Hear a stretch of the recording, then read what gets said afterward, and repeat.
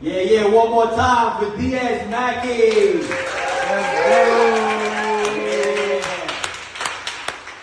Well, you know, I go by the name Lex Las Vegas. Yeah. And I got one question. We got any insurance adjusters in the house tonight?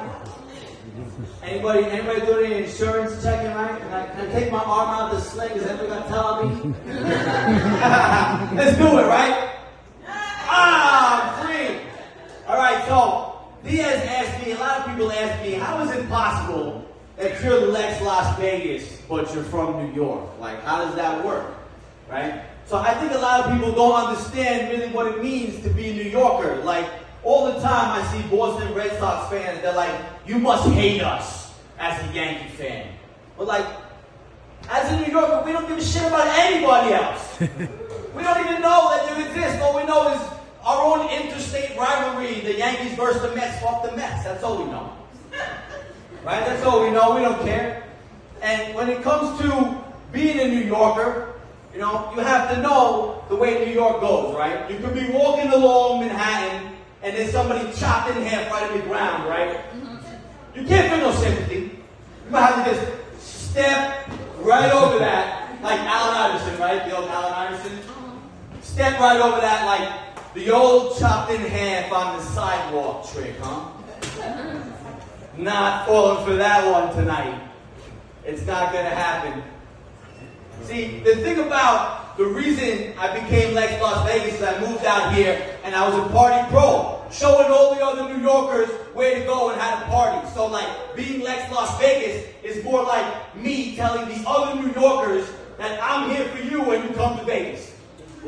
That's what it is. I'm Lex Las Vegas, so come fuck around and spend some money and have some fun with the party pro right here.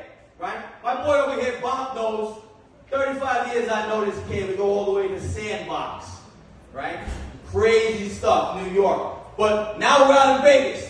And in order to come out here, you have to take something with gasoline or some kind of a fuel, right? Shout out to Joe Biden for making that difficult.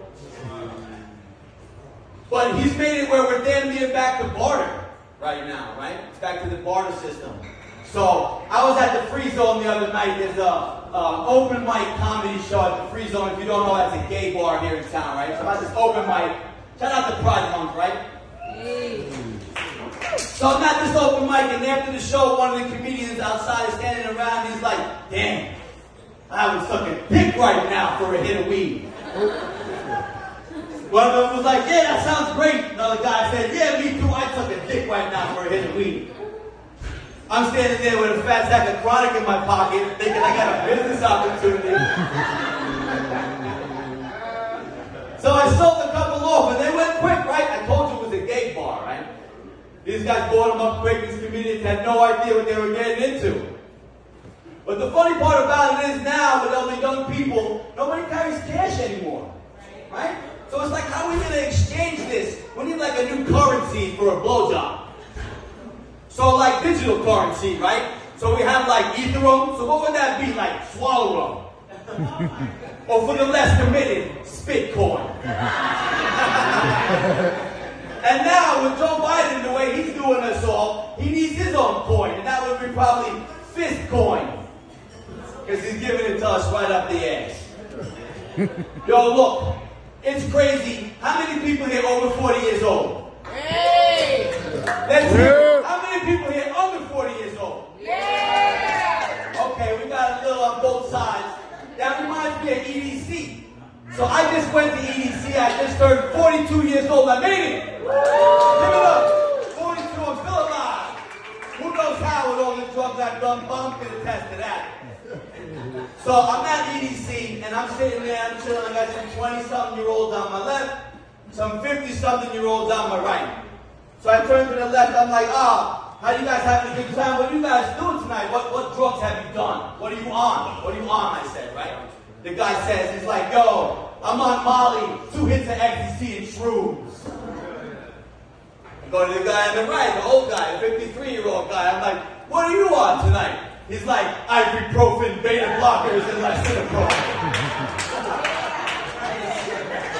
If you're not over 50, you better get that dope, but it'll hit you eventually as you go to the doctor later in life. It'll happen. It'll happen. So, how many people here ever had a breakup in a relationship? Everybody just perfect? Nobody ever had a breakup? Okay. Do you think there should be some kind of like a statute of limitations on like dividing stuff up after the breakup? You can't be dividing stuff up months and months later. I was out at the bar, I had this guy actually walk up to me and he was like, "You stop dating Samantha. We can't be friends anymore." I was like, "Bro, this was 8 months ago. Did you not get the memo? This has already gone to relationship arbitration. You're my friend now." She gave you up for my half of the toaster. I bought it on Walmart's rollback special. It was like $7. You can buy out of this friendship right now for $3. He looked at me dumbfounded. He tried to reach in his pocket to get some money. I was like, yo, we're not even going into that, right? Because once you pay me back, I got fat